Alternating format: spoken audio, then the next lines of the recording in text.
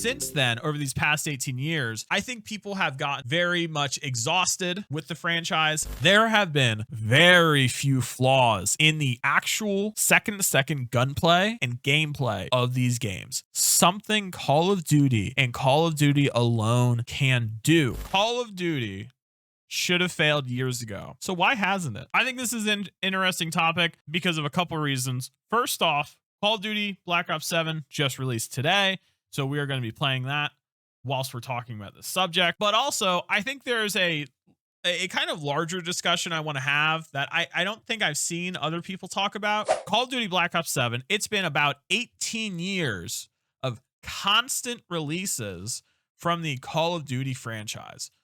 So I'm saying 18 years very specifically because Call of Duty 4 Modern Warfare was, in my mind, the standard that the Call of Duty franchise has built itself off. And since then, over these past 18 years, I think people have gotten very much exhausted with the franchise. I personally believe the franchise has stagnated quite a lot. But also, it's gotten a lot pricier too.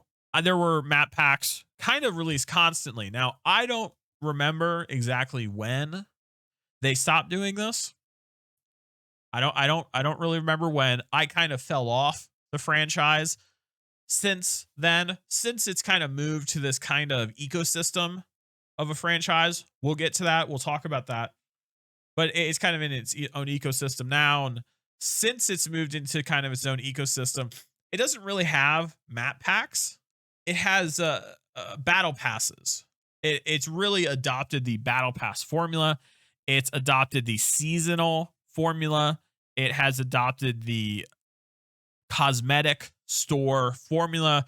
It is essentially copying a lot from Fortnite. Fortnite's success with this monetization model, it's really adopted it into its own and kind of made it its own thing. And with that, a lot of the time, people will buy the Call of Duty, the base game, which is now $70. But then on top of that, they'll buy the season pass, which is, I think, another $20. And there's multiple seasons a year. So there's multiple seasons within each yearly release. So instead of just spending $60 like people used to, people are now spending $70, $80, $90+ per year on Call of Duty. So this is becoming a pricier and pricier franchise. Now, you don't have to buy any of that stuff. In fact, you can just play Warzone, which is free. Now, we'll get to that because I think that's actually pretty interesting. But we'll get to that. Regardless, if you just want to play Call of Duty, play the campaign, play the multiplayer, play zombies, you got to drop $70 or you buy Game Pass. And so that obviously drops the price by quite a lot. I actually have Game Pass too. If Call of Duty was not on Game Pass, I would literally never have bought it. And this all begs the question, if after 18 years of constant releases, people are exhausted by the game. You see this online specifically. I'm not sure whether this is the majority opinion, but you see a lot of negativity surrounding Call of Duty. A lot of people like it, but you see a lot of negativity surrounding Call of Duty. So people are exhausted by the franchise. The franchise, to me, has stagnated. I don't think it's really evolved too much. The arena shooter itself hasn't evolved too much. There's other aspects outside that have evolved, but the general Call of Duty match to match, going into multiplayer, leveling up, that to me hasn't changed too much. And then the price has gone up realistically over the years. And so all that put together, why has Call of Duty not failed? The fundamental question is, with these problems existing, people are exhausted. The franchise is stagnating and it's getting pricier. On top of it's been released 18 years consistently. Why has Call of Duty not died yet? And I think I have an answer. The climb. Okay, so let's take a step back. Call of Duty 4 Modern Warfare, I believe, set the scene for modern day arena shooters. If you look at any arena shooter today, you look at Halo, Halo Infinite, you look at Fragpunk, arena shooters all copied Call of Duty. So I believe, and everything, like I was saying before, has been kind of based off Call of Duty 4 Modern Warfare. Call of Duty 4 Modern Warfare revolutionized the arena shooter. There are certain arena shooters that take design elements from other games like Unreal Tournament. That's a different arena shooter, and that's really the original arena shooter. A lot of games kind of base arena shooters off of Call of Duty, starting back from Modern Warfare. So Call of Duty 4 Modern Warfare was released in 2007. Now, 2007 was the year of the shooter game. Halo 3, BioShock, Team Fortress 2, Crysis, and Call of Duty Modern Warfare 4 all came out in 2007. So yeah, 2007 was the year of the shooter game. And also I think it's really important to also mention another game that came out in 2007. Honestly, I think this game blows all these other games out of the park. And so it should have an honorable mention. The B movie game. Now, I don't think we've ever seen peak like we have since this game came out. I don't think the world's been the world kind of changed when the B movie game came out. And so, I think it got overshadowed, me personally. But you can see, like, if you go look at trees when they're cut down, you see the rings in them. You can tell when the B movie game came out. Like, you can tell there is a physical difference on the planet since the game came out. I believe that the arena shooter was quite heavily redefined after Call of Duty Modern Warfare 4 came out. But this year, very specifically, a lot was changing. But Call of Duty Modern Warfare 4 or 3 or Call of Duty 4.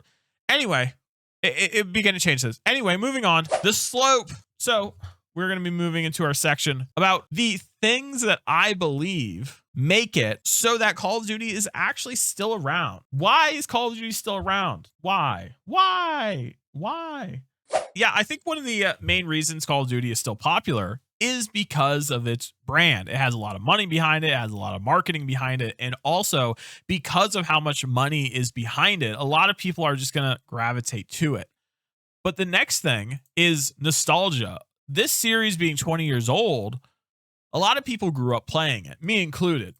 So a lot of people have very, very good memories from the times they grew up playing it. And so because of that, it kind of carries people into the future. And now a lot of people did sour on the game, and that's fair. But I think there also is a reality where a lot of people are still playing the game, engaging with the franchise because they grew up playing it. It's like when you're younger, you went to McDonald's a lot, but now you're a lot older. And so you remember going to McDonald's a lot when you were younger and liking it. And so you've liked it all these years. So, and so a lot of people or a lot of companies want to try to make sure they get in front of kids, at certain age ranges. So they become nostalgic about it. So that Call of Duty specifically is in kids' lives for like years because it's about the money, right? They can make so much money off of like a lifetime. So it's in their best interest, which whether that's a good thing or not, I leave that up to your own.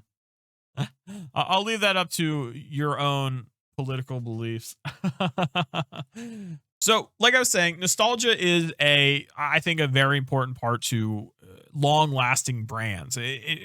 Specifically, in Call of Duty's case, I really believe it is one of probably the core reasons as to why it's been around for so long. Another reason, I think, is the gameplay. The gunplay, in my humble opinion, has been nearly perfect. Look at Call of Duty 4 Modern Warfare, Call of Duty World at War, Call of Duty Modern Warfare 2, so on and so forth. There have been very, very few flaws in the actual second-to-second gunplay and gameplay of these games compared to other games in its genre. Now, I know there's a lot of people who probably wouldn't agree with this. That's fine. You know, I respect your opinion. But to me, when I look at this game and I look at it, what we're playing right now, I mean, genuinely, I truly believe this. Call of Duty is the best first-person arena shooter by far. Nothing, and I mean nothing else can compare to how well this game runs, how well this game feels, how well this game looks, and how well this game sounds.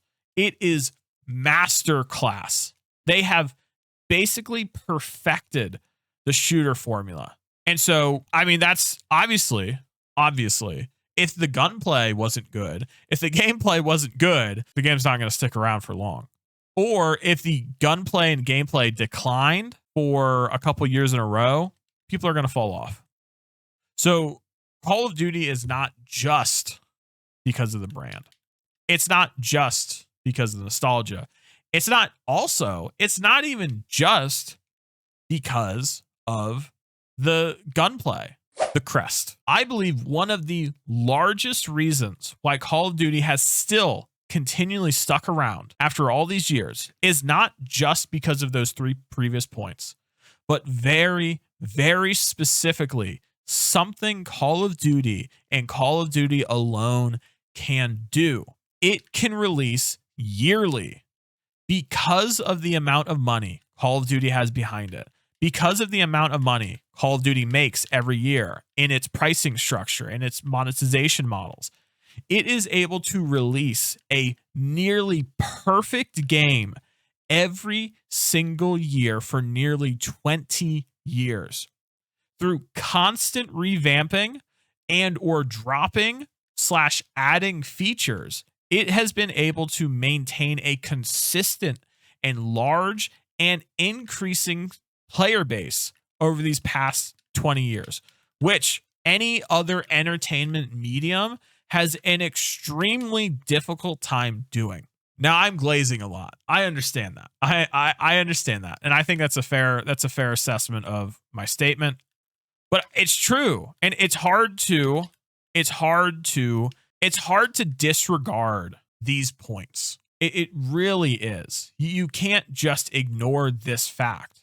And I truly believe these are the reasons why Call of Duty has stuck around for so many years. Now, what I think is also interesting, something that I think is important to talk about, is what I was saying earlier, which Call of Duty, through its success, has been able to essentially compound on itself over this past couple decades, essentially establishing a moat around itself, making it the predominant shooter in the space, making it the predominant shooter in the genre. When we talk about other shooters, and I wanted to bring this point up as well, there's other shooters out there that basically try to copy Call of Duty. They try to copy the genre and like what it's doing. They try to copy the first person fast-paced arena shooter. And while there are some successes, these Call of Duty clones, you want to call them that, they cannot stay around for long. Very specifically, because this genre is old. And I want to talk about specifically because I don't mention it anywhere else in our show, but this is really the reason I wanted to bring this up in the first place, was the fact that this genre, what we are playing now, what we are looking at on screen, is not much different from what Call of Duty 4 Modern Warfare originally brought us back in 2007. If we think about it, obviously the graphics have changed a lot, and obviously the gunplay has gotten better, everything has gotten better, but the core of what we are doing has not changed. It is essentially the same product. This is why the statement where people will compare Call of Duty, the new yearly Call of Duty, to a new coat of paint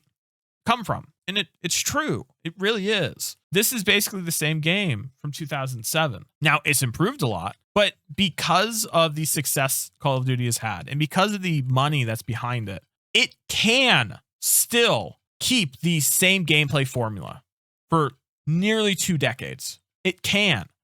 And the only reason people haven't completely given up on these series is because every single year they are either adding new features, they are either taking away unpopular features. And something I did notice that I think is interesting to mention is I've noticed something Call of Duty will do is they will take away features of the game only to just bring them back a couple years later to fanfare. They will advertise features that they took away in previous games and then brought back in the future as a selling point, which, I mean, to me is kind of strange, but I think I can kind of understand where they're coming from, where they are doing this because they know people are going to buy the game. They're going to try the game again. They're going to come back every single year to see these new features, see the new things, try the new things, feel the new thing. And this is an aspect. I mean, this is Call of Duty's marketing teams and sales teams. So they know this is what they're doing. I think it's an interesting factor, but because Call of Duty releases every year, they can get away with this. They can get away with essentially not changing the core of what Call of Duty is too much and just doing a couple things here and there, adding a couple things, changing a couple things. And people will get sick of it, but most people are okay with it because at the end of that year, before the next Call of Duty launches, they're bored. They're bored of the game. They're not going to play the game. Some people only play Call of Duty, no other games at all, literally at all. They come home from work. They have maybe 30 minutes to an hour of free time and they play Call of Duty. And this is all they've been doing for the past 15 plus years, 18 years, however long. And for a lot of people, this is a comfort. This is a comfort game. They can sit here, turn on some music, turn on YouTube, and relax while playing Call of Duty for a while. And thinking about it now, I think that is an aspect that is important to also talk about. How these games can be comfort games. These games can exist in a space where you keep coming back to them. One, because of nostalgia, but two, because you feel comfortable with it. And when it's not around, you feel kind of weird. And so I think Call of Duty's kind of built that space for a lot of people. This is what I mean when I say that no other franchise can do this. No other first-person shooter can release yearly. That's not a physical or financial reality for a lot of these publishers or game developers. It's just because of how long these games take to make. It's just not how this works. And so teams will spend literally years just working on a single release. A lot of the time, these Call of Duty clones, you want to call them that, they are free-to-play games. They are free-to-play games, which does get in a lot of people. But because the floor is so low, a lot of people just kind of come in and leave. There's not really much of people staying for a long time. But because these companies aren't really getting that $60 or that $40 or that $30, whatever they would charge, they're losing out on a lot of funding to be able to release another one every year. I talk about Fragpunk specifically. Fragpunk is the most recent one that's come to mind, where it's essentially a Call of Duty like game. It's an arena shooter, first person arena shooter, but there's a couple little twists. One of the twists is they have card game aspects.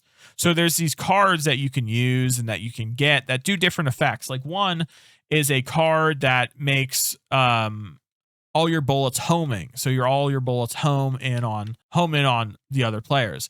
Another one is a card which you activate and it will turn enemy players' heads into like big head mode, essentially. And so they have those different types of aspects that kind of change up formula. But because the genre is, I mean, it's an 18-year-old genre. It's the same formula. Because the fundamental formula hasn't changed too much, there's not really much there On the gameplay itself is not enough to keep people. It's just not. And that's the unfortunate thing about this space, where generally these games just don't last, because the gameplay itself, while it might be good, it's not enough to keep people, since the gameplay is essentially 18 years old. And innovation is difficult in this very specific type of game. It's difficult to innovate. So, a lot of other games who try this formula, they tend to struggle. One of the things that I think is important to talk about, that I want to bring up, and you're not going to believe this, but I'm going to talk about Monster Hunter. I was going to bring Monster Hunter into this somehow. Listen. I'm going to try in every way possible from now on to try to somehow fit Monster Hunter into every discussion. I'm going to try my hardest to fit Monster Hunter somehow. I will wedge it into every single discussion I can. So Monster Hunter is my favorite franchise by far. But what Monster Hunter has done very specifically, you could compare it a lot to Call of Duty in this very specific way. Monster Hunter has essentially built its own genre of game, much like Call of Duty has done. While it was not the original arena shooter, it really did redefine arena shooters and how they exist. And because of Monster Hunter's success and what it's done, other companies have tried to copy it. There have been other Monster Hunter-like games. Think of Wild Hearts. Think of God Eater 1, God Eater 2. Think of Dauntless. These games, however, they haven't really made it. Dauntless did last for a long time. I played Dauntless and I did really enjoy the game. Sadly, it doesn't exist anymore. That could be a whole deep dive by itself. So I won't go into it. Dauntless isn't around anymore. Wild Hearts, this was a EA attempt to break into the Monster Hunter genre. And truth be told, I really enjoyed Wild Hearts. I really appreciated the aspects of the game. I really appreciated the combat. I appreciated the art style. I appreciated the care that the developers brought to the game. One of the aspects that I really loved about Wild Hearts was that after you hunted the monster, what would happen is the monster would be left there, basically defeated. And what your character would do is they would walk up to the monster and take out their sword, and they would execute the monster. But immediately after they executed them, they would bow and show respect to the creature they just slayed. And I really, really, really appreciate that fact, and that just little thing that Wild Hearts did. Monster Hunter very specifically has a very, very deep respect for ecosystems and ecology. And they take very, very great care in making sure that everything that they put in the game makes sense in the ecology of the universe. And so Wild Hearts doing that. And in Monster Hunter, all monsters are shown respect. Every single part, once you hunt a monster, every single part is used of the monster. Whether in game it happens or not, every single part of a monster is used. Nothing goes to waste. And so, that kind of aspect kind of carries through in Wild Hearts. Now, Wild Hearts does have some problems with its combat. It's nowhere near as polished as Monster Hunter. But like Call of Duty, Monster Hunter has essentially created a moat around itself, where for other games to really break into the genre and take market share, they have to put a lot in. They have to put a ton of resources in to be able to get over that moat, to be able to get over that difference in quality. And much like Call of Duty, like we were talking about earlier, there's other Call of Duty clones that they just can't match the quality. They do not have the money. They do not have the resources. They don't have the time. And frankly, these companies can't take that risk. They can't take that risk, putting literally tens of millions of dollars behind a Call of Duty clone. Like, come on, they just can't do it. And so Call of Duty has created essentially a moat around itself, establishing itself as a dominant force in this genre, which is, along with the yearly releases, one of the reasons why it has been able to maintain its presence for all these years.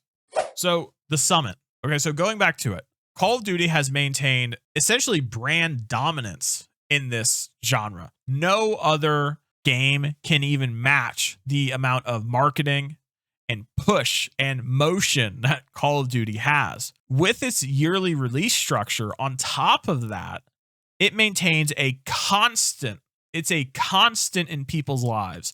There is a constant effort every single year around November to push the new Call of Duty, along with Call of Duty Warzone being a constant in people's lives. This reinforces the brand dominance, reinforces people coming back every year, along with a truly unmatched quality compared to every other game in this series. And so that's truly why Call of Duty is still around. The peak. What's next? Call of Duty is and will be the longest and largest lasting arena shooter. Other shooters are going to continue to try to copy the formula. I believe they're all going to fail. If one does come around to enter the market and does take market share, I would be very surprised. More likely than not, it's just not going to happen. Nobody else has the resources. Nobody else has the time. Nobody has the ability to cross that moat. But what other games will try to do is they will take aspects of Call of Duty, the fantastic gunplay, and they will essentially yoink and twist their games into taking what worked best for Call of Duty, but not what's going to work best for them. And they're going to take it and make it their own. And they're going to take it and make their own thing out of it. And so, in conclusion, Call of Duty should have died. So why didn't it? Because it's easily the best shooter in the market. It has extremely high brand dominance. It has unmatched quality. It has the ability to release every year. It has 18 years of history to work off of, bringing a ton of nostalgia. And all those put together means that Call of Duty is not going to go anywhere anytime soon. Hey, like that? Yeah. That was pretty good. I like that. I was cooking there. I was cooking there, wasn't I? Hold on. We're gonna ay. Whew. Yeah, I need a breath. I think I was just, how long was I talking for? I think I talked for like 20 minutes straight. Like, hold on. Hey, thanks for making it to the end. If you like this video and want more, I have my latest Friday show in the corner right there. Otherwise, if you want to watch these live, I stream Tuesdays and Fridays at 9 p.m. Eastern Standard Time. On Tuesdays, we cover a gaming or tech-related story, and we also try to learn a new skill. And then on Fridays, I do a deep dive on some topic I'm interested in, just like this one. New topics every week. Come on by.